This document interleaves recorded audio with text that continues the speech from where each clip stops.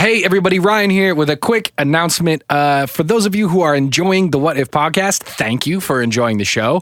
Also, you are only getting half as much of what you could be enjoying if you're not supporting us on Patreon. If you go to patreon.com/whatifpodcast, for only $5 a month, you get twice as much. Two times. Two times. The free show comes out on Tuesday nights if you're in the United States. Tuesdays. And the paid show comes out on Fridays. And it's just $5 a month, and you get an additional episode every single week. So that's 4 additional episodes a month. And it's only $5. That's like $1.25 an episode.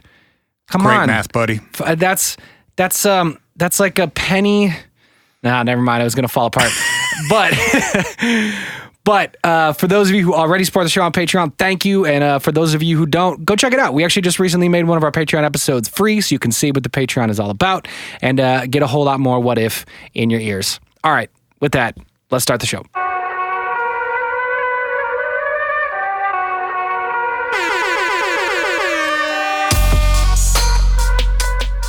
Hey, friend. Hi! Spooky triangles. Spooky geometry. Spooky shapes. Bermuda. Hey, Spencer. Come on, let's go disappear. That's the worst rendition of Kokomo I've ever heard. It's not. Beach Boys are spinning in their graves. More like Cocono, am I right? I think the Beach Boys are all still alive. The Beach Boys all literally died because it was so Just bad now. it killed them. And then they rolled over in their graves. Just now. And then they came back and they drove to Minnesota so they could slap my face. Hi. What's up, man? How are you? Oh, great. Yeah? Yeah. Are you? Yeah. You don't sound like it. Yeah, Rick. You sound like you're lying about it maybe a I little. am great. I just, haven't really been sleeping for a week or so. Yeah. There's a small creature who has to pee on something about every 2 hours living in my house. On something. Could be anything. Preferably the bare earth, but sometimes my rug. Yeah. How's that all going? It's awesome. Yeah. He's a fun little guy, but he's a handful. He's a handful. I'd say maybe even 2 hands full. He's getting there. He's a fat motherfucker. Would you say he's big? Yes. Damn, that boy, big! Nailed it. Fucking nailed it. My apologies for not having that. It's teed okay. up. I think I actually did a pretty good job of emulating it. You gotta get the pitch of your voice a little bit higher, though, if you can. That's hard, though, man. Yeah, that boy big. Especially since we cheated. And there you go. We cheated and pitched it up. Oh, God, it killed me. Speaking of, you screaming probably just made him pee on the floor. That's true. He's scared to piss right out of him. Sorry, bud. I think I scared the piss out of him when I walked in because I'm 6'5" and he's Because he looked at you 10, and thought, 10 inches tall. Yeah, that boy big. Yes. And it made him pee.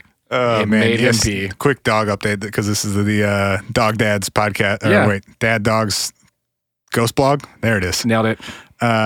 He went outside yesterday after it snowed a bunch overnight, Yes. and he jumped into what had been his pee spot and was now a snowbank. And it snowed more than his arms are long. So he disappeared. So he just kind of like got stuck. Uh-huh. Like, he now had 4 posts into the snow. Yes, but his belly was being supported by the weight of the snow. He was a snowshoe in that moment. Dad, I live here now. This is it. He just looked around at the snow and gave out like 2 real kind of quiet, sad barks of like, man, what the fuck? Where y'all taking me? Where y'all taking me? He was just mad at existence in that moment because it was too difficult for him. I love it. I love it. We'll continue giving you thrilling dog dates, up dog dates. You got any pup dates? Yeah, I woke up in the middle of the night to the sound of my dog barfing, so that's what Nice. that's what you have to look forward Nice. to. Yeah. Why is she so sick though? There's like this is new for me. I know a lot of our listeners have like kids and dogs. This is new for Spencer and I, y'all. We're grown up, or trying to. We are some grown ass kids over here at the Dad Dog's Ghost Blog. Very much so. Responsibility, not really our thing. We're trying it out though. There's this amazing, I don't know what the term is. There's this energy that courses through your veins when you wake up and it's pitch black in your bedroom and you just hear gagging, barfing sounds. You're like, Who is it? you just, Who there? yeah, your whole body is like, what is happening and how do I fix it? Okay, and? It turns out you just put it on the floor and let it throw up, and then you clean it up, and then you call your vet in the morning and say, why you do that though? She's fine. Okay. She just had to, Gotta get it out. better out than in. Didn't strike her fancy. Well, if this is the first time you're listening to our show, we usually talk about puke less. And dogs more, actually. Yeah. No, I'm just kidding. Spooky shapes. Spooky shapes, man. This is kind of a classic. It is. It's an OG shredder. For better or worse, this one just will not go away. And For so on better episode or worse, whatever the fuck we're on, I feel obligated. 350,000. I feel obligated to talk about the old Bermuda Triangle, Is there or anything? the Devil's Triangle, if you will. Or wait, I've got another one that was real good. Do you? The Graveyard of the Atlantic. Sick. Put it on the. Nah, it's not good enough. We're getting a I little. didn't say it. Getting a little too liberal, bud. Is there anything in particular that drew you to this? Is it just sort of like this one's just been out there forever and we haven't talked about it yet? Yeah, it's one of the last like big ones that we haven't hit, I feel like. Yeah, that's probably true. Well, yeah. All right. I mean, if you're going with the classic, like Loch Ness Monster. Yeah, exactly. Yeah. You know, the Bigfoot. Yeah. The Bermuda Triangle. Right. The classic spooky unexplained shit. This one is near the top of the list. And True.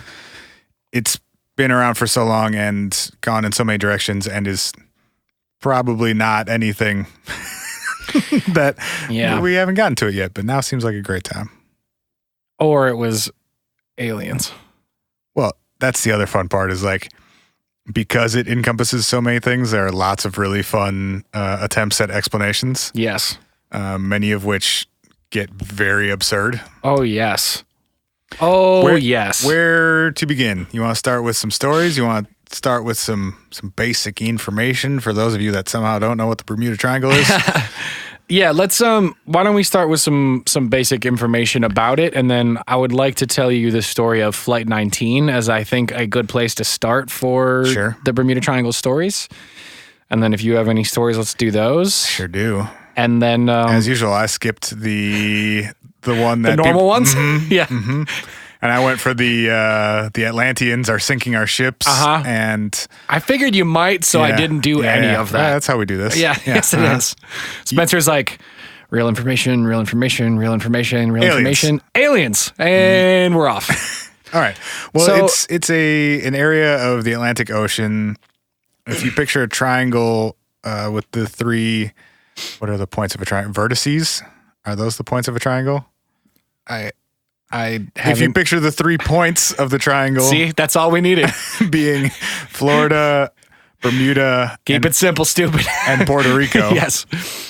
It is the area of the ocean that would be inside of that. So it's like the southwest corner of Florida, basically Miami-ish to Bermuda to Puerto Rico. Yeah, the area encompasses roughly 500,000 square miles. But there isn't... Wait. Okay. It is big. It's a big triangle that isn't really recognized by anyone officially. It's only what do you mean? Like people think it's like a rhombus or a trapezoid or something? No. I mean, it's not like you can't look at it on a map. It is not a government. Like, this is the Bermuda Triangle. It's not a portion of the ocean specifically that has specific boundaries or anything like that, which is also part of, I think we'll get into this a little bit more later, but it's part of what complicates the tale and the mystery of the Bermuda Triangle. Well, this happened by it, or this ship went through it 3 days before it disappeared. Right, and there's no... Did it pick up some spooky sauce on the way through? Yes, it rained spooky sauce on the deck of your ship, and then you got spooked to heck. All your people are gone. Yes, all your ships belong to us now. But the sort of ambiguity of the area, I think, contributes to the ambiguity of the mystery, and potentially, I guess I'll say, inflates the mystery a little bit, because things are considered, well, if there are no boundaries to the Bermuda Triangle, what if they were on the southeast side of Bermuda? Like, does that still count? Like, right. It's inexact. Yes. I think another part that of this topic that inflates some of the perceptions of it or the stories about it is that this is like one of the most heavily trafficked parts of the ocean in the entire world, both on the sea and in the air in terms of air traffic. Yes. Just high frequency. Yeah, and we'll get into that, I guess, more later when we're talking about maybe what's actually going on here. But if you think about that, kind of southeastern tip of the United States, there are many, many ports. If you go south of Florida, Cuba, Haiti, the DR, Puerto Rico, all of those Miami, all of those islands, anything coming from the east is probably going to pass through this Bermuda Triangle at some point. For sure. Speaking of the ambiguity around the mystery, there are a lot of estimates around how many ships and or planes have disappeared in the Bermuda Triangle in the last 500 or so years. And I've seen everything from the numbers in the hundreds, like the mid to high hundreds. Meaning like 500 like to 5 1,000? to 700. Okay. The best one, or I think the most reliable one, is from like a History Channel article that said about 1,000 boats and planes have disappeared in the past 500 years in that area. Do we know where those stats are coming from? No, I don't. Not directly. Because I could not find an actual source. I saw similar numbers, but it was always like linking to somebody's blog spot or crystallinks.org or BermudaTriangle.biz or Crystal Daddy Sweary Boys. Yeah.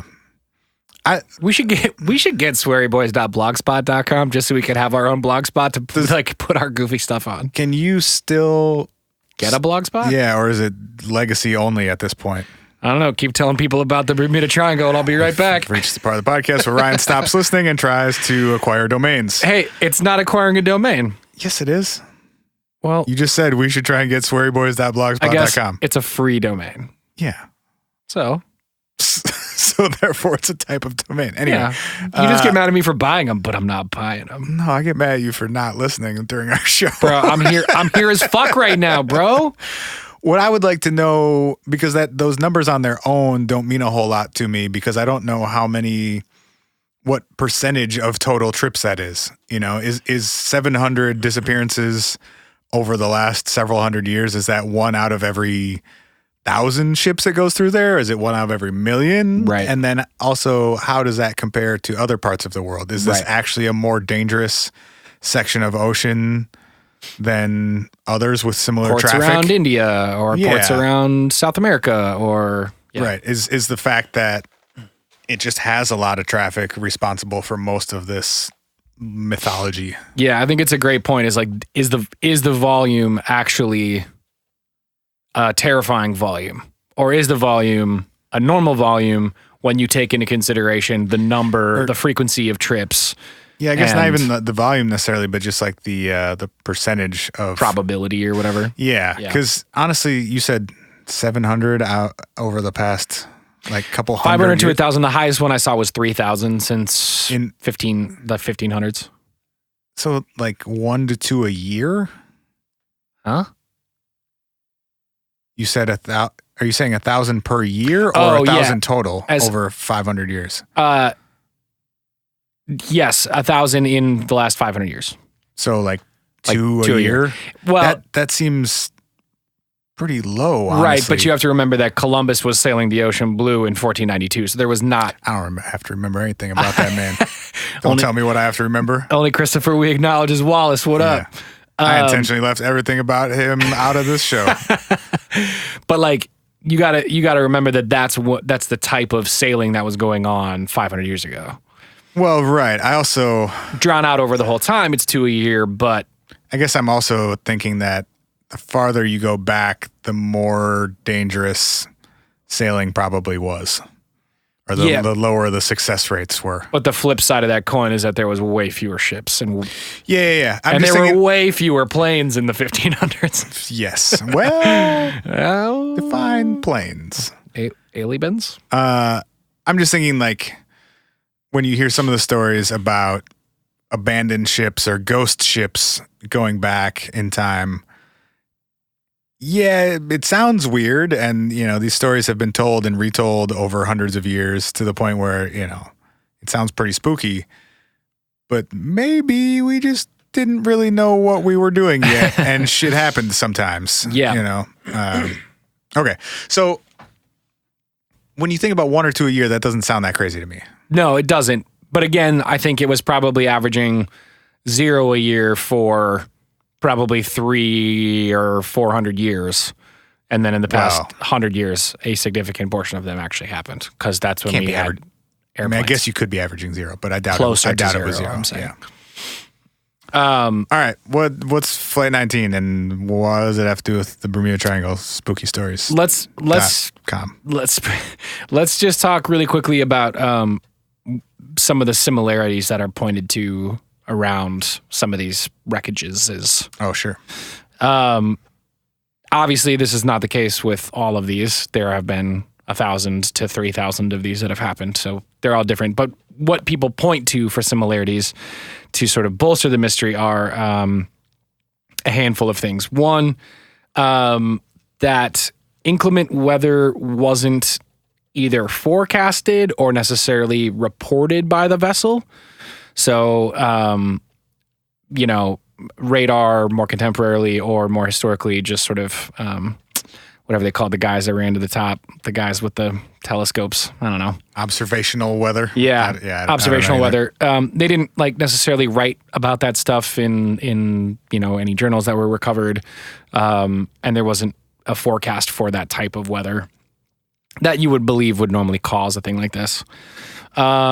Speaking of recovering journals, another similarity that people point to is that often no wreckage is really found. So true like disappearances of boats or true, you know, like disappearances of like full flights, like no plane, cargo, no people, no nothing is found usually. I apologize for the music that just started playing from Bruce Gernon's Electronic Fog website. I don't know who that is, but that's awesome. I pulled up my notes because you reminded me that I want to talk about electronic fog later. And Bruce Gernon's Electronic Fog blog. God bless. God bless. Has some sort of flash player that plays this in the background. This, when you visit his is exactly what an electronic fog blog soundtrack should sound like. Shout out to great job, the Bruce. Composer. Great job, Bruce. Sorry. Would you like this in the background? While it kind of works. I don't. Well, maybe. In a world, I feel like I'm watching. Where no wreckage is ever found. I feel like I'm watching an Unsolved Mysteries reenactment right now. Could it be aliens? And if so, whoa. It's got some radio. Okay, sorry. All right. I'm distracting myself. Okay. So often no wreckage found, like places where they're legit. They just legit can't find any wreckage. Another similarity that's often reported with Bermuda Triangle disappearances is tools not working. So whether compasses, watches, instruments, etc. Boats or planes, things fritzing or breaking, or pilots or ship captains reporting that they disrupt and then start working again. Often causing, confusion and fear and disorientation and all that stuff. And then the last, I guess, similarity, it's kind of similar to the electrical stuff, is just sort of that whole concept of, and maybe it's a part of the disorientation, but it kind of is reminiscent of some of the stuff we've talked about with some of the other phenomena we talk about, which is like making bad choices or making strange choices or making like doing the less logical thing when you maybe should have done something different. That is often also reported in these circumstances as well. And this stuff gets documented from radio transmissions, and it gets documented from calls, and it gets documented from, journals and things like that, going back to, like we said, like the days of Columbus. I think this is one that, because there are so many instances of ships sinking or airplanes crashing or just weird things going missing or happening in this area over such a long period of time. Yeah. We tend to try and find patterns. Sure. And there's enough data available that if you are biased in your selection of those data points, you can find lots of different types of patterns. Right. Similar to like what we've talked about a lot of times with the missing 411 stuff. Right. Like, are these really patterns, or are you looking for data points that match a pattern you already have decided is there? And potentially not focusing on the other ones that Right. don't. Because even with the Flight 19 story, like, Well, should we...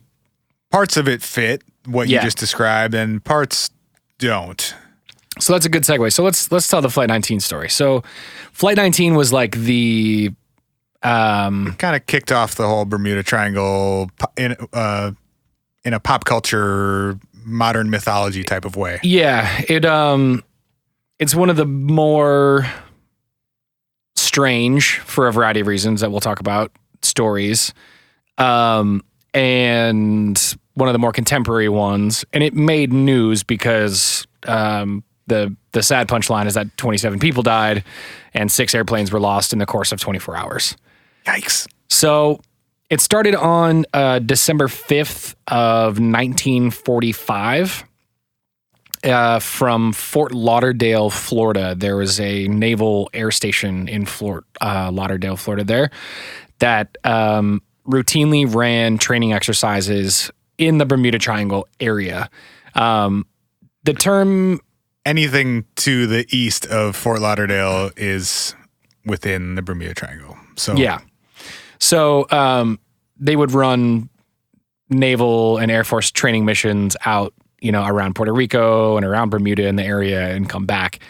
And it was a super common occurrence for them to be running the types of runs that were run on December 5th, 1945. So the Flight 19 was actually 5 flights or 5 airplanes that were known as a singular Flight 19. And actually the reason it was called Flight 19 was because it was there were 18 before it? There were 18 before it that day. So that's how frequently they're running these types of training exercises out of this airport or whatever naval air station you want to call it. So the idea is for this flight that Flight 19 has is there's 15 guys in the airplanes? No, 13? I believe it was 14. 14 guys in the airplane. So these airplanes that they're flying, they're called TBM Avenger torpedo bombers. They're notorious for flying low in the water and dropping torpedoes in that are supposed to hit ships and submarines and stuff like that. Dicks. Right? Their plan was to basically go east over a place called Hens and Chickens Shoals, which doesn't mean anything to me. What is a shoal? Isn't that like a thing you wear? That's a shawl. I was like, hen coats? Hen coats. Chicken jackets. The new chinchilla fur, a hen coat. It's like a down jacket, made right? of live chickens. Sounds really warm. Sounds warm. They were supposed to go east. It was only about like 100 miles, or no, 215 miles east. Sure. And then they would go north about 120 miles over towards Grand Bahama Island. And then they would fly back a third time south and west back to the Fort Lauderdale base. So a triangular run, supposed to last around 3 hours, super rudimentary type of thing. So shortly after they went north to go over Grand Bahama Island, they got confused. So from radio transmissions, we have Lieutenant Taylor, who was the most senior pilot of Flight 19. He was the leader of the mission.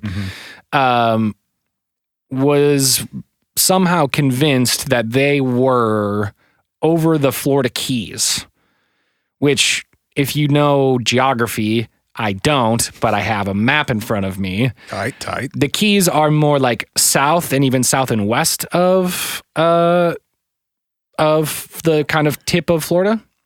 So like on the Gulf side, not on the Atlantic side? Not entirely, like more kind of coming down and out. So they some of them are more west, but then they come. Your hand motions are not going to be helping anyone. Yeah, no, you're right.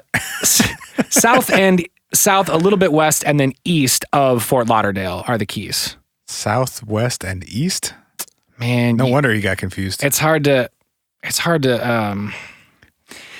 describe. I'm saying there are some islands that dot west of Fort Lauderdale, but then the whole mass as a whole kind of comes out at an angle southeast of the tip of Florida. Got it. If that makes sense.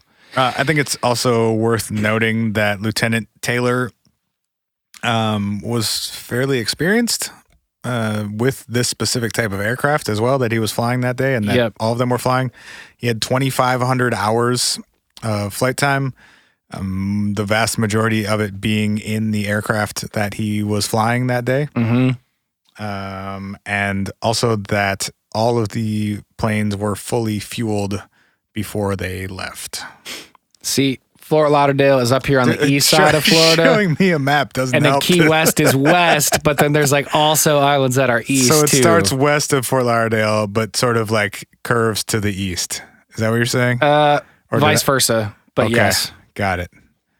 So now, I mean, I'm disoriented just from having that conversation. It's fair. I can imagine how Mr. Taylor may have gotten Lieutenant Taylor. Lieutenant Taylor. Do you know he was only 27 years old when he led this? No, but that sort of makes sense. It does sort of make sense. It just feels like a pretty young age to be the most experienced pilot in the sky with a bunch of new pilots. Yeah, but that also might mean that he had been flying for 8 or 9 years. No, totally. And like that's a very solid amount of time to be doing it. I guess it surprised me that there weren't even more senior people around. It was just him and then the other 13 people in the air with him in this squadron of 5 planes. Well, do we know that he was the most senior person on the flight, or just that he was leading that specific flight? He was the most senior flyer for sure. Okay. And the leader of the flight. Got it. So we have radio transmissions that are things like, I'll just read a couple snippets. I don't know where we are. We must have gotten lost after that last turn. Both my compasses are out and I'm trying to find Fort Lauderdale. I'm over land, but it's broken and I'm sure I'm in the Keys, but I don't know how far down. So also, those are all from Lieutenant, what's his nuts, right? Lieutenant Taylor, yeah. Thank you. Because there's also a transmission from one of the other pilots that said, damn it, if we could just fly west, we would get home. Yeah. Head west, damn it. So, which seems odd that on that run where you're flying east, then north, then west, that you would ever think that you would need to be flying anywhere other than west to get back. Right. They must have been very disoriented. Well, and he was saying if he thought he was over the Keys, they had to go east to find. I'm just saying it's very surprising to me that he would have thought that's where he was. Right. You'd have to be very off track to have ended up over the Keys. Yeah. And be needing to fly east to get back to Fort Lauderdale. Yes. People speculated that he apparently he had just recently transferred from another airbase and he was more comfortable flying over the Keys. So someone had said that he thought he recognized in the Hen and Chicken Shoals area, he thought he recognized a Keys Island. He was looking for something familiar, and that's what came to mind because he needed a landmark, and then was like, oh, fuck, how did we get over here? So he thought he had fucked it up, and then was like, fuck, now we got to go east. Yeah. He's also reporting, to go back to the formula part of things, he's also reporting that his compass is broken or fucked up, and he couldn't figure out why, and he couldn't get back on track. I'm just trying to... The part of this story that is most perplexing to me is how they would have ever gotten to the point of sort of panic and making these cascading bad decisions. Yeah. Because the whole, I mean, the farthest east that they were supposed to have gone was only 64 miles. Was it only that? I thought it was like a couple 100 miles east. Oh, sorry, 64. Then the low-level bombing, then another 77. Okay. So but we know that they did the bombing. They got that far. Yes. Because we have radio transmissions of them confirming that they had done that. Right. So then, and you're over land at that point, correct?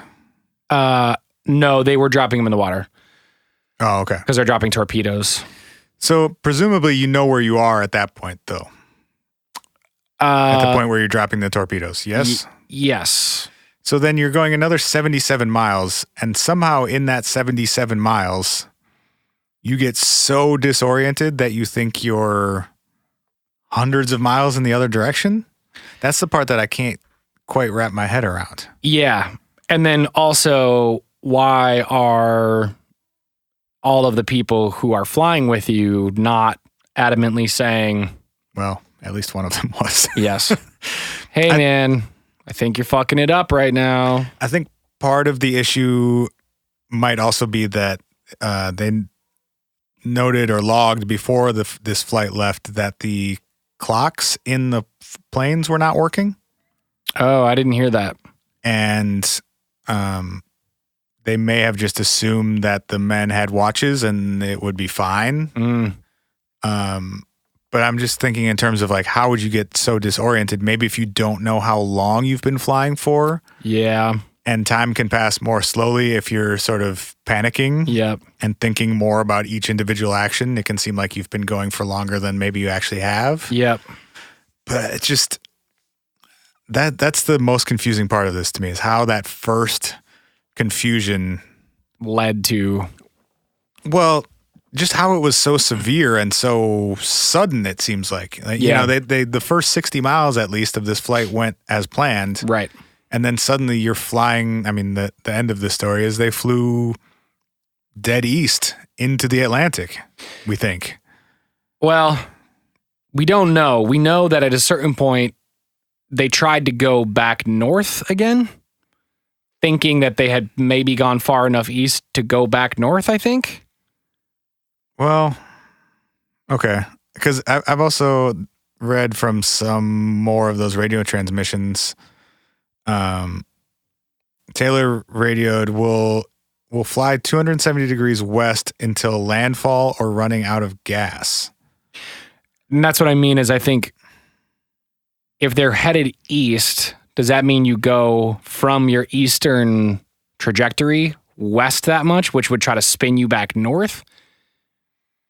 Is that how that works when you're flying an airplane? I don't know. I don't know. I don't either. And I guess why I'm assuming that they ended up, whether they, obviously they didn't think this is what they were doing, but why they ended up going east out into the Atlantic is there's a transmission also from Taylor, and one of the last transmissions was, quote, all planes close up tight will have to ditch unless landfall. When the first plane drops below 10 gallons of fuel, we will all go down together. So the reason I read an interesting anecdote that the reason that they do this is, I read it, or I can't remember. There was like a little documentary flick that I was watching a chunk of, and I can't remember which one now.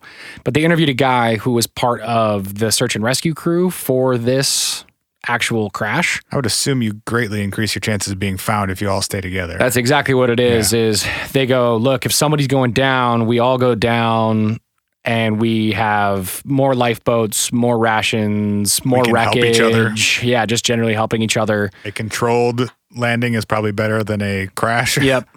And I guess these planes are actually because they mostly fly over water and drop torpedoes in the water. They're designed to actually be able to land on water pretty well on the chance that they need to do that. So the guy who was part of the search and rescue group who said that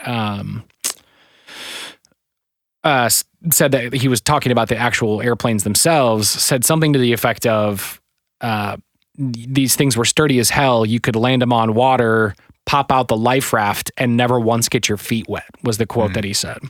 I just found that really interesting as an anecdote around how even if you fucked up that bad, that if you put 5 planes down, you should be able to land them in the ocean relatively easily, pop open 5 lifeboats, and not even get your feet wet and be found within how long? Because, so that's the next, I guess, part of the story is by 7 p.m. when they lost radio transmission with Flight 19. And they had started at 4-ish, right? No, 2:10 they left Fort Lauderdale. And so this was roughly 5 hours into the flight that they... Yeah, and I think their last signal was 6:30 because it was only supposed to go 3 hours, but they were lost, so they were an hour or two past. They immediately rallied a multi-hundred plane search crew out of Fort Lauderdale. Really? Over the course of 5 days, 242 planes took to the sky. God damn. To go looking for these dudes. And they covered a huge area in the process, and the wreckage of Flight 19 was never found. Not nothing. And another plane that was part of that search team exploded and everyone on it died. Yeah. There was another airplane. They're called what's it like called? A sky boat or something like that. PBM Mariner flying boat. Flying boat. Sky boat is a Alice Coltrane song. Sick. Close enough. 20 minutes after departing from Fort Lauderdale, suddenly vanished off the radar, and it too, and the 13 crewmen they had aboard as part of the rescue mission were never found again. The aliens got him. So part of this mystery is multifold. One, why did Lieutenant Taylor's compass spaz out in the middle of a flying exercise? 2, wasn't it? 2 compasses? Yes, both compasses. Yeah. Why did they spaz out in the middle of the flight? Why did one person's 2 compasses spazzing out, potentially could have been more of them, but we only know of his that were reported broken. Why did that lead to such a massive confusion? Why was the wreckage never found for any of them in any place? And why did one of the first flights that went up after it also disappear without a trace, never to be found? There are reports of seeing the wreckage of that second plane that crashed. The one the one they thought they found in 1991? No. Different one? There were radio transmissions of another pilot saying, I see some shit on fire in the ocean. Oh, I missed that. Yeah. Okay. Word. But what took down 2 planes? Yeah. Okay. So, but what took down 2 planes, I guess, in the course of 8 hours? Well, a note about the flying boat, right? Yes. Is that what it's called? Oh yeah, I saw this. Is that they were known to have accumulate gas vapors in their bilges. So like this plane is weird. It's intended only to land and take off from water. Yeah. So it doesn't actually have landing gear on the bottom of it like most aircraft. Yeah. So it has instead sort of a ship's hull on the belly. bottom. Yeah. And so there was this area where the sides of the plane meet the hull of the boat. Yep. Where I guess gas vapors could build up. And this was a known issue with this type of aircraft. Yeah. So maybe it wasn't terribly surprising that it exploded, but also if that's a known issue, why the fuck are you is flying that it? still an issue? Why are you flying it? Right.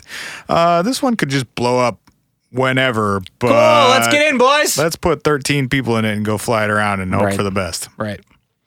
So that part is not terribly odd to me, I guess. I for the most part, I agree with you. I think the weirder circumstances are why they, in the middle of the daytime without inclement weather, got so disastrously lost. Why did their equipment freak out, and why were they never seen or heard from?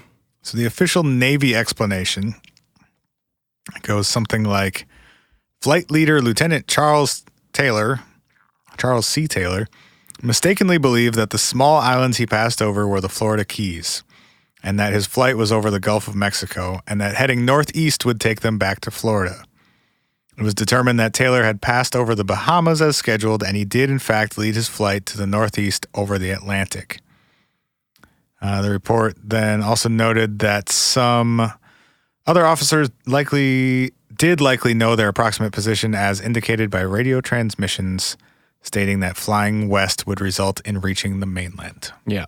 So basically they said Taylor somehow got disoriented thinking the islands were the Keys. Right. And the other pilots had to follow orders even though those orders were taking them out to sea. Right. There are some reports that they believe it was possible that one plane actually did peel off on some, nope, not doing it, shit, and turned back. But if you're that far out there after that long in the sky, though, you probably don't have enough fuel to make it back to land, right? Which I think is what they believe happened. Is that waited long enough? They tried to turn around and come back and be like, fuck it, at least we'll be closer to where they're coming from. And still did not succeed. I mean, that is the strange thing, that if they knew roughly where they were or where they probably should have been, and you're looking for 5 planes together and 13 people, not finding anything, at least on its face, feels weird. Especially with a 5-day, I think the number was 244 planes were scrambled over the course of those 5 days to go find these guys. I mean, people flew and scrubbed that whole area where they could or should have been. But those planes all disappeared, right? Yeah. Just one after the next. 240 more? Yep. And they rallied 2,000 to go after the 244, and those all disappeared. It's fucked up. And then you got to put a mongoose out there to kill the snake. On a string. And you got to get a jaguar to kill the mongoose. Seriously. It's no bueno. So yeah, there are a few theories about that. Obviously the most common one is that they just straight up flew east and flew out of even the range of where the search party took them. You know what they say about the oceans? Oh God. We really are. We are beating this one to death. I do wonder though, if you're searching even a slightly unknown area of the ocean, what your odds are of actually finding something. Right. Because it's big as fuck in the Atlantic Ocean. And one thing about this specific part of the Atlantic that is sometimes credited with some of these disappearances is that the Gulf Stream goes directly through it. Yep. Which is a very strong current. Yep. That pulls things, ships, airplanes which have crashed, debris, in a direction that one might not expect. Yep. And more rapidly than one might expect. Which could take you way away from where we would think you would be, or where you would think you would be. Or where we would think debris might have ended up, et cetera. That's the crazy part about one of the things I was reading about Flight 19 specifically, but I think it applies a lot to all of the disappearances that have happened in this area. And I think, well, maybe do you have any other specific disappearances you want to get to? I'll just finish. I'll finish this thought and then I'll let you hit that one. But one of the things we'll get to maybe later is this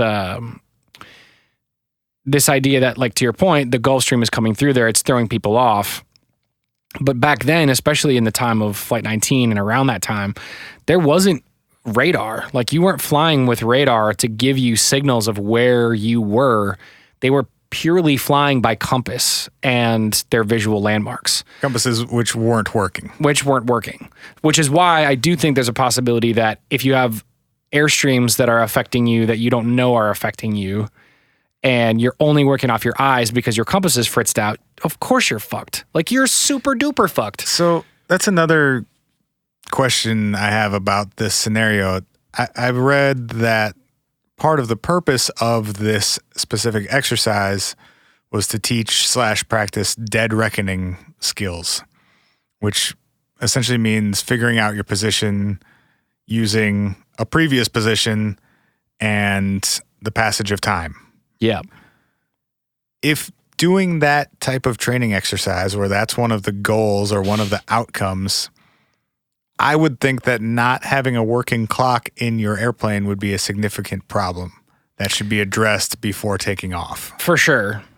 And seems like it could have contributed to some of the confusion around where they were, how far they had traveled, etc. But like, those guys are all radioing back and forth to each other, and there's a watch in that group. Probably, yes. I mean, I just feel like that's a high probability of that. Sure. And I'm just saying, I don't know if that caused it. It just seems odd to me that flight would have even left. Sure. Under those circumstances. I mean, they knew that the ones blew up and they let that thing go. So they were like, fuck it. You don't need a clock. There's that. You don't need not flammable planes. Get out there. We should talk about any more disappearances you want to get to so we can talk about what the fuck is causing these disappearances. Yes. Let's do our shout outs real quick first, though.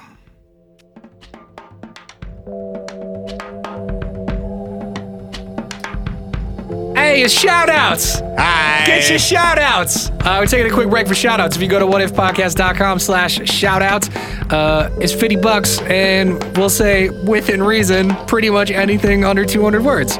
So, you could plug your blog, plug your friend, plug yourself. Wait, what are we advertising here? Plugs, not those kind of plugs, you weird ass. Plugs. Plug yourself, plug your friend. Let your friend plug you. Plug. We got a couple shout outs this week and or plugs. The first one comes from homie of the show, longtime friend of the show, Drew Carlson. What up, Drew? Drew's a photographer currently based out of Denver, Colorado, who didn't want to write anything, so we're writing it for him with our mouths. Here's the only endorsement that Drew needs. He is the only person to ever take actual photographs of the two of us for the sake of this podcast. True. Or maybe just for anything, actually. That might be true. He is the only photographer we trust with our goddamn beautiful faces. You should know that actually means a lot. Drew's shot our rap shows and basement rap shows for fucking years, and now he's like traveling all over the country and all over the world shooting everything from like fucking weddings to beautiful night sky classes to fucking MMA fights and all kinds of crazy shit. So Drew is dope and you will like his photography. Find him on Instagram at Denver_photo. That's at Denver_photo on Instagram. Or go check out his website and see all his fucking pretty photos of like fucking Macklemore and like crazy cool famous people. DrewCarlsonPhotography.com. Give me the computer. Let me read that other one. Okay. You're going to like it a lot. Okay, great. I promise. I think it's more fun if whoever hasn't read these reads them. Okay. Here you go. That fancy ass mortgage payment times 3 ass computer over there. It's in the top right corner. It's not going to take you long. Oh, it's a short one. This episode sponsored by Jimmy 2 Times, because why the fuck not? I like that he used... Yes!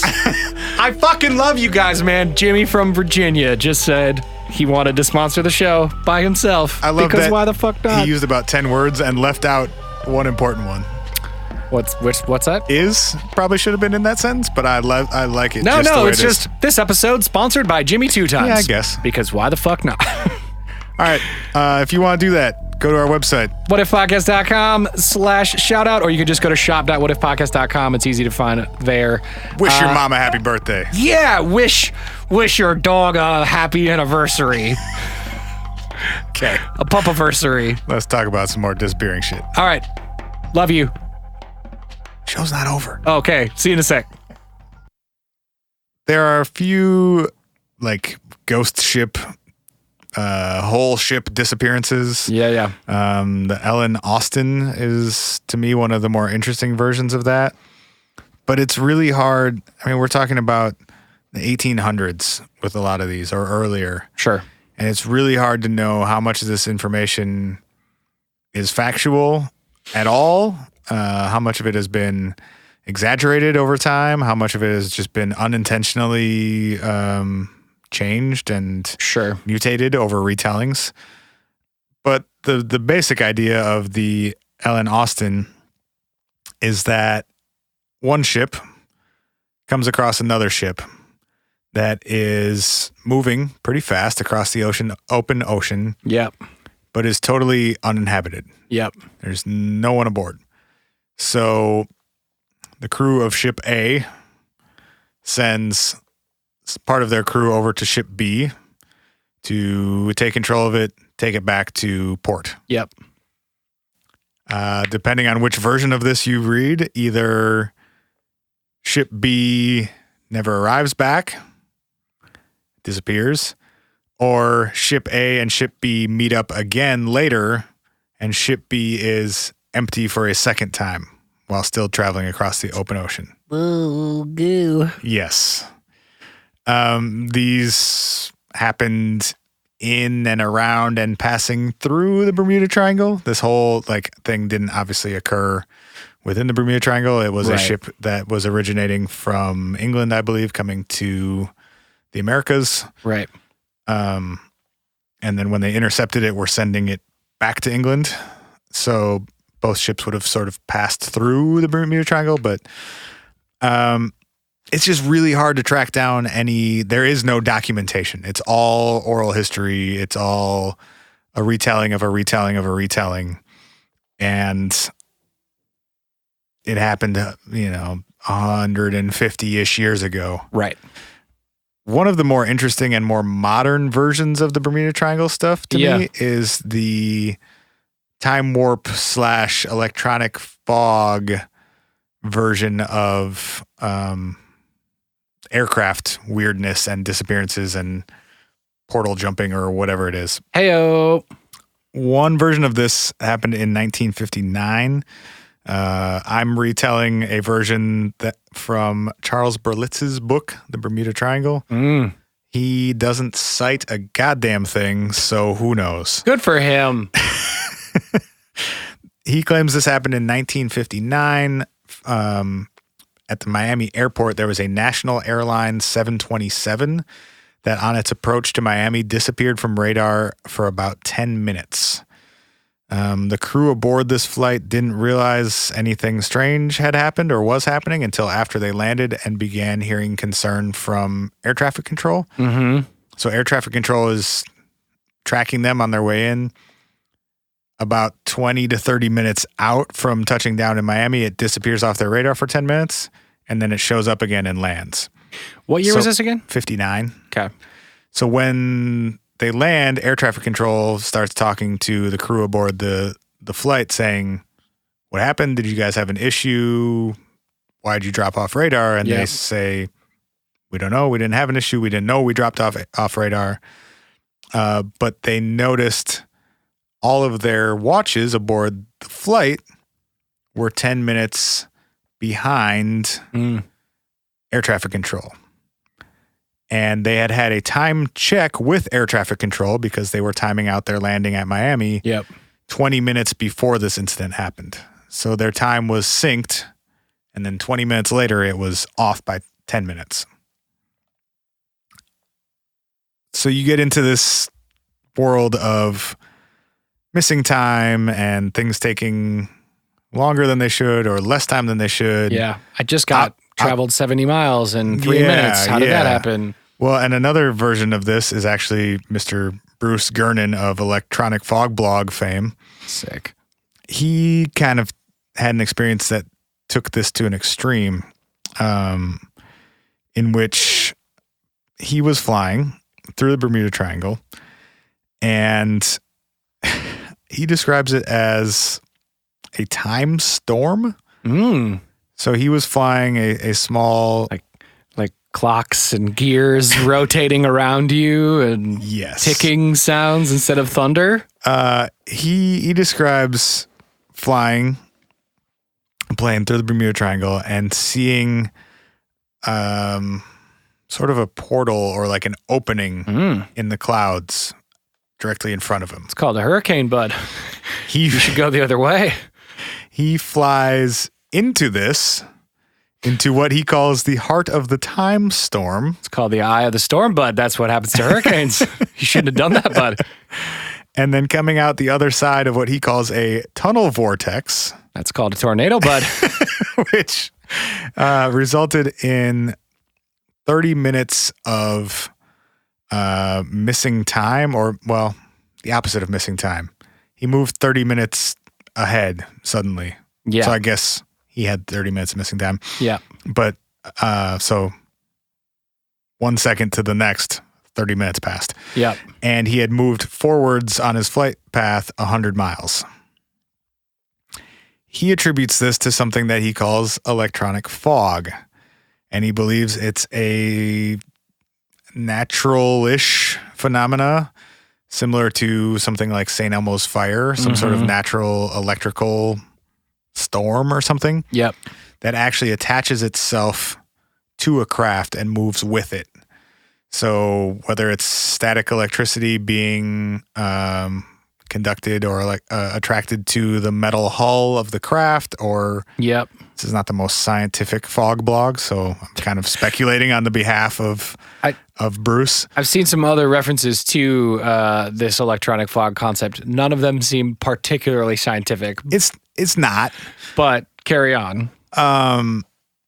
But if something along these lines were to happen, where you have some sort of electronic or electrical disturbance due to some sort of weather phenomena, it might explain why compasses and other instruments malfunction. Right. It could explain some of the time anomalies, maybe. Not in like a real time sense, I'm thinking, but more in a the tools your themselves. watch might be fucked up sense. Yeah. And everyone aboard the ship, if it does attach to the ship itself, might experience the same thing. Yeah. It doesn't really account for the distance traveled. No. Your version of it where, you flew into a big ass storm and it pushed your little plane forward faster than you thought you were going.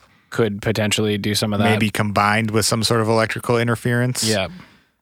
It would also explain if you were flying, without advanced instruments, going mostly by compass or by dead reckoning. Right. It would explain some significant disorientation. You probably can't see as well. You're not seeing landmarks.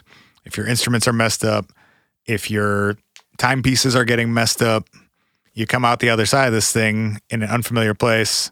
Your instruments are giving you weird readings. You think more or less time has passed than has actually passed. Right. You might get lost. You might feel a little weirded out by that. You might put her in the drink. Yeah. Put her in the drink, bud. Do you, go ahead. No, that's the extremely condensed version of the electronic fog theory. And there are many, versions of that story throughout the years. Totally. Mostly, I haven't really seen that applied to ships. It's mostly airplanes. Okay. I guess I don't know how that would work at sea level. Right. And with something presumably moving more slowly. Through water. Not through atmospheric conditions. Yeah. While we're talking about Charles Berlitz and his book that doesn't cite a goddamn thing. Sick. So man after our own hearts. 3 of I put them in my notes as fun explanations that he presents. I like this. Let's do fun explanations, and then I'll tell you what I really think is going on. So the first one he suggests is the electronic fog. Yeah. Portals, swirling lights, temporal distortions, electromagnetic distortions. Time storms. Wait. What? These are all one thing? He's saying these are aspects of the electronic fog. Oh, okay. I was like, wait, there's a lot going on right now. No, sorry. These are descriptors of the electronic fog. Also, my guy, you can't just say swirling lights. That's not... Oh, you can. The swirling lights did it. It's not a thing, man. He then closes this section by saying, quote, "This goes back to ancient explorers such as Christopher Columbus and his crew who experienced the phenomenon." Which there is a report of them seeing a light. Which was on land. They saw a fire. They think it was they think it was floating, but I bet you it looks They didn't know there was an island there with people on it, because he didn't know where the fuck he was most of the time. It would also look like it was floating if you're bobbing up and down in the ocean, my guy. My man was a dumbass.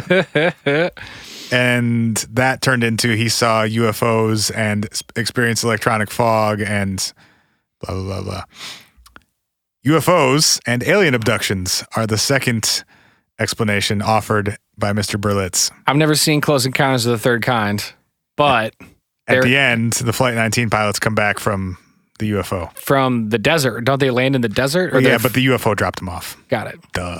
I've never seen After we made a pact by playing organ music at the UFOs. Surprise. I have not seen that movie. I feel like we need to put this whole thing on hold until you watch that. Maybe we should have a separate list. It's just of all the movies Ryan's not seen that he really needs to. Put it on that list of shit we need to watch. I'm okay with that. I can get down with a list of movies I just need to start mowing my way through. Mr. Berlitz calls this aspect space kidnapping. Okay. My new favorite term for UFO abduction is definitely space kidnapping, and I'm only using that from now on. He talks about See, this is good because if you use space kidnapping, you're not insinuating what may or may not have done the kidnapping. It's just something from space. Well, yeah, but who knows? Or something going to space. Maybe that's the giant hand of God plucking your toy airplane out of the sky and yanking it out. That wouldn't be a UFO per se. Well, it's a space kidnapping. Right, that's what I'm saying. It allows for a broader definition of where and by whom you may have been taken. If I attached a big enough balloon to you, I could carry out a space kidnapping. Yes, let's do it. Well, wait. To kidnap someone, do you have to go with them? If I send you somewhere, is that a kidnapping, or do I have to accompany you there for it to be kidnapping? Like when Garfield used to always threaten to mail Nirmal to Abu Dhabi. Wow. Was that a kidnapping, or is there a different term for that? That's a really good question. Okay. It's hurting my brain. We'll move on. Lawyers, get at us. No, it's not a kidnapping.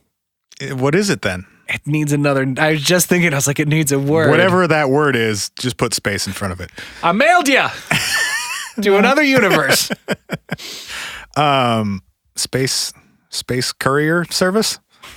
Space couriers? We're starting it. TM. Berlitz cites someone named John Spencer, who I've never heard of in UFO and alien lore before. But he cited somebody. He thinks that aliens are stealing people, and they're stealing people from the oceans because it's easier to be sneaky out in the ocean. Because there's nobody near you. Not as, You got some good cover. Plucking people off of boats. Yeah. He thinks they're doing this because they've seen so many planets out in the universe be destroyed, or civilizations be destroyed or go extinct, that they're creating, quote, a living relic of Earth on their planet. Oh. Which I put in parentheses, like a zoo? Like a diorama? Well, living. Yeah. Yeah, they can have a living diorama. Like a natural history of another planet museum? I think it's a zoo. Yeah. Space zoo. I think you're right. Space zoo. They're building a space zoo. Sweet. God, he also that would be says, sweet. or maybe they're checking in on us so we don't blow ourselves up with nukes. I don't know how plucking airplanes out of the sky is accomplishing that for you, from people to never be seen again or heard of again. Maybe that's what the probing is about, and then they put you back. Are you radiated yet? Nope. Okay, you can go back. Yeah, but if you're radiated, you got to come with us. What I'm saying is, none of the people who disappeared in the Bermuda Triangle came back and said, "Well, maybe they put them down somewhere else." Something in my butt. Maybe they put them back somewhere else, or they dropped them back off in the ocean, but the boat wasn't there anymore. And sorry, R.I.P. irradiated. Bro, that'd guy. be such a dick move, right? Well, they don't know about boats. Enjoy your trip home. They just go back to the same coordinates and poop. Splash your ass. It's like back one of in. the first times I caught a fish.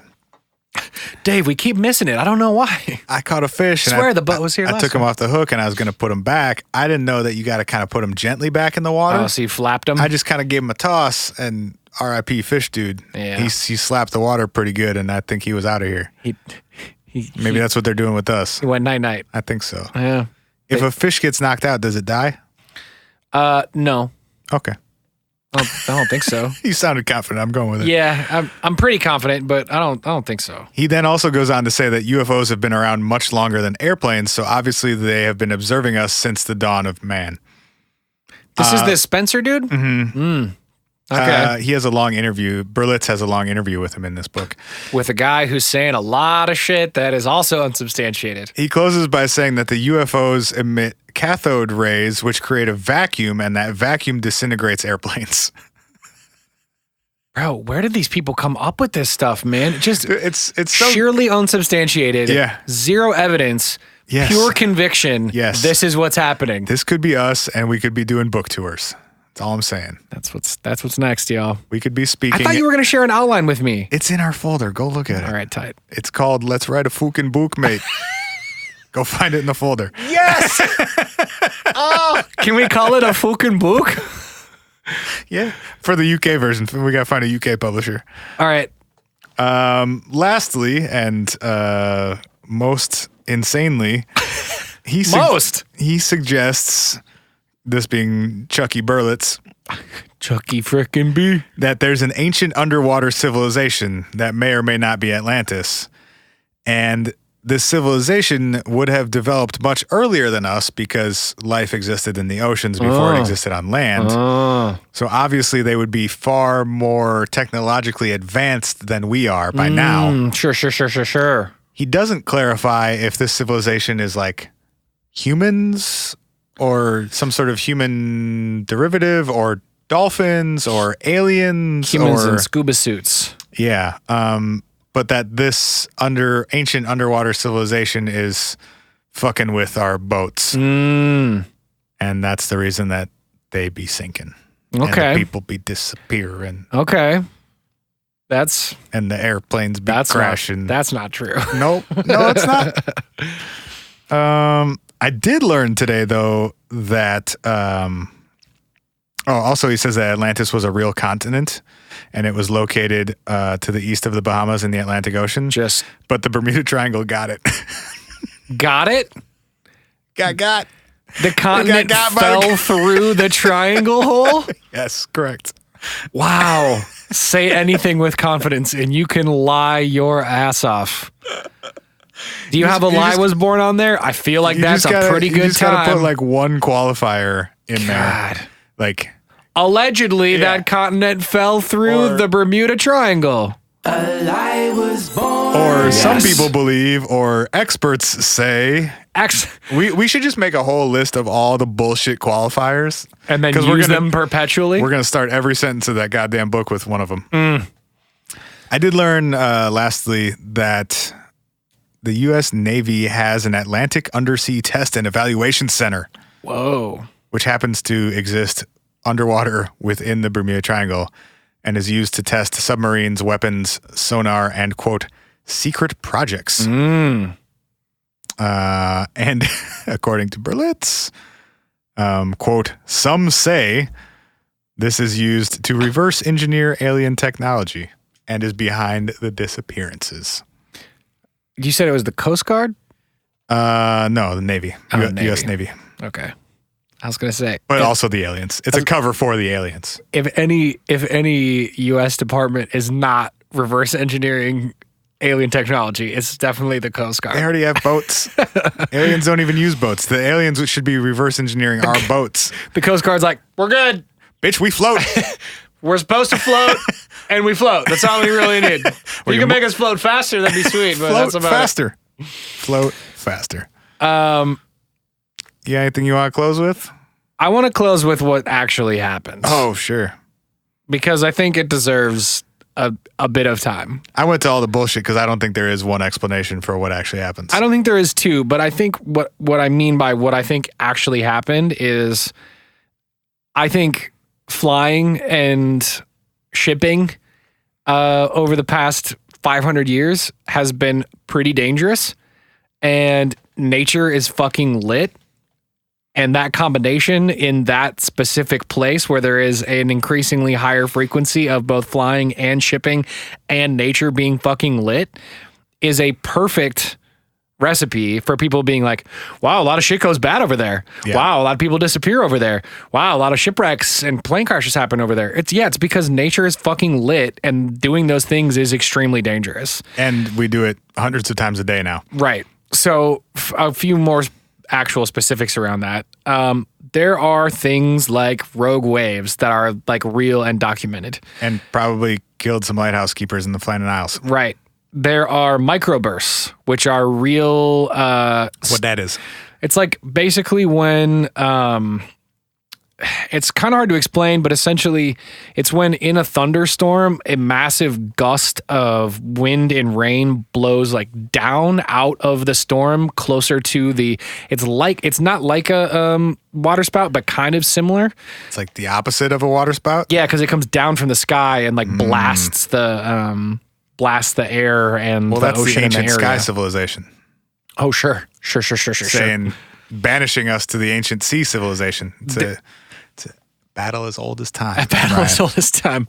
There is also water spouts, which are well documented in and around Bermuda. That's a water tornado? Water tornado. Okay. They can start with water coming up, or they can start with a storm going down. Jeez. But they sounds scary. Can form out of nowhere. They are scary, especially because, and man, this one kind of fucked me up, dude. Somebody was talking about water spouts, and they were like, yeah, the hard thing about water spouts is you can't hear them. So if it's dark out, you would never see it, and you would just fly into it. Wait, why can't you hear it? Like in an airplane, I guess they're saying, like they were insinuating that it wouldn't really give off an audible, like, oh, there's probably a water spout near us. It would just be like engines, air whooshing. It's not particularly louder than like what you would normally hear. So you would just potentially be flying through. Hey, you just spin around a couple times and come back out the die. other side. No, and go right down. Now you go through the vortex time cube or whatever the fuck. It also has this area like of the Atlantic also has super unpredictable weather. So I watched some interviews with Bahamians and people who live in that area who basically say that fishing in the area is extremely dangerous because if you go too far out, the weather can change on a dime, and you can go from beautiful, sunny, tropical day to tropical storm in like 45 minutes. And so that could explain a lot of why people are disappearing with no signs of why they would disappear, no SOS signals, nothing like that. They just go and they're like, what the fuck happened? Well, if it's getting dark and you're flying into inclement weather that you can't really see, and all of a sudden it gets nasty out of nowhere, plunges you into the ocean, you're fucked. Another part of it that I think is crazy, and another reason that nature's fucking lit, is because this area has a combination of both really shallow and really deep water. Mm-hmm. So like around all of these island chains, there's a lot of really shallow water, shallow reefs. It's another reason that fishing in that area is really dangerous, is if you go too far to one direction, you can totally run up a reef and just gut the bottom of your boat. But it doesn't look like it's any more shallow based on where you are related to the surrounding land masses. And then the other side of that is there are places where I think it drops like 3,000, 4,000 feet straight down off of those very shallow reefs. So if your plane does crash and it starts sinking, you're not going to find that wreckage. You're not going to find that plane because that plane's going to be a mile underneath the ocean at a certain point, and that's going to be really hard to find. So, there's also, there's a couple other sort of natural things that... Did you come across the methane pockets? Yes, methane pockets. So this is a thing where if when the tectonic plates rub together, they often release, through the earthquake, they release pockets of methane gas that are trapped in the earth. Big old bubble. It's a big old bubble, or a series of trillions of micro bubbles that come up. Sure. Whooshing out of the bottom of the ocean at the same time, and they're looking to escape the pressure and get to the top of the ocean. And as they do, if they come up underneath a boat, it actually, that area loses its buoyancy because of all the water turns to foam, and it can no longer support the weight of your craft. Right, and then if you sink, and if you go under just enough to take on water, it wouldn't even have to be your whole boat. It could just be a portion of the ocean that would lose its buoyancy. It could either tip you, it could tip a front of your boat into water, and then it could capsize you or just pull you underneath entirely. That has not been documented in that area, though, correct? Isn't it usually farther north in the Atlantic? I don't know. Has it ever? Do we know that it's taken a boat? We know it has the possibility to. I don't know that it's ever been the actual. Whatever the actual thing, methane pockets have been confirmed to be real things. Yeah, I don't think we have an example of one taking down for sure. One taking down a ship. Okay, I don't think we even know for sure that it is something that occurs in the Bermuda Triangle. I think it's only been observed farther north. Yes, but it's just another natural possibility. Here's a way a boat could sink that would look odd or could happen suddenly and without evidence after the fact. Right. This whole thing really comes down for me to like, there are just way too many data points for any one thing to explain all or even a majority of them. I mean, I completely agree with that outside of, I guess, what I think is, I think that natural causes and the high frequency and location of the area are what make it feel like a pocket. Yeah. But a lot of skeptics say, I have one article where they were talking about most officials say that it's not really a disproportionate amount of disappearances based on what goes on in that area and has gone on in that area for hundreds of years. Right. And like, you know, yes, I don't think there's any one thing that happens. You know, another one they talk about is compass distortions happening from true north versus magnetic north in that area. There is an area in the Bermuda Triangle where true north and magnetic north line up, and most navigators are generally compensating for true north versus magnetic north. But if you don't know that and you don't know where you are, your compass could be 20 degrees off of where you think you're going because you're mentally compensating for where the compass is pointing. Transposing it when you don't need to be. Right. And then you could be 20 degrees off of your flight path. And depending on how far you fly, you could be very fucking far away from where you think you're going if you're 20 degrees off. So there's a bunch of small natural occurrences that I feel like happen in that one area that all add up to, boy, a lot of shit goes wrong here. And it's like, well, yes, a lot of shit does go wrong there, but not any more so than anywhere else in the world. And also, it makes a lot of sense for what goes on there, both from a weather and a nature perspective, as well as just the volume of planes and ships that traverse that area. One article Not to suck the fun out of it at the very end. There are some awesome stories out there, though, if you want to dig into them. Yeah, definitely. I think the best summary of it that I came across today, somebody put it as, trying to find a common cause for every Bermuda Triangle disappearance is no more logical than trying to find a common cause for every car crash in Arizona. Yeah, totally. It's a big area. A lot of shit happens there. Right. In a lot of different ways. Right. It all ends up looking kind of similar or being similarly bad. Right. But it's not one thing causing all of it. For sure. Like, a lot of people are texting and driving, but also somebody was hallucinating and thought they saw a Bigfoot in the middle of the road. Somebody got stuck in a... Yeah. There's just... That like clicked for me when I read it that way of like, oh yeah, we always try and look at like, whether it be this topic or UFOs or any of this paranormal shit, like we look for one reason that people are reporting these things. And it's like, there's not one probably. It's probably 100 different things. I'm not saying it was aliens, but it was aliens. Also, I mean, that leaves the door open for some of them were aliens. Yeah. Just a couple of them. Yeah. One or two of these were definitely space kidnappings. Thank you. Thank you for correcting my my terminology. Yes, you're welcome. That's it, guys. We're going to leave it here for the week. Thank you all for listening. Thank you all for supporting the show. If you want to send us a email, it's hi@whatifpodcast.com. If you want to leave us a voicemail, it's 612-246-4614. What up, Bear? We heard from Bear for the first time in a while. Good to hear from you, Bear. Go ahead and leave us a voicemail there. Again, the Patreon is patreon.com/whatifpodcast. Get double the episodes every single week. And if you want your shout out on the show, go to whatifpodcast.com/shoutouts or shout out. Either or will take you there. It's only $50 and we'll say 200 words about whatever the fuck you want. Almost. Mostly. Okay, love you, bye. Love you, bye. We out of here.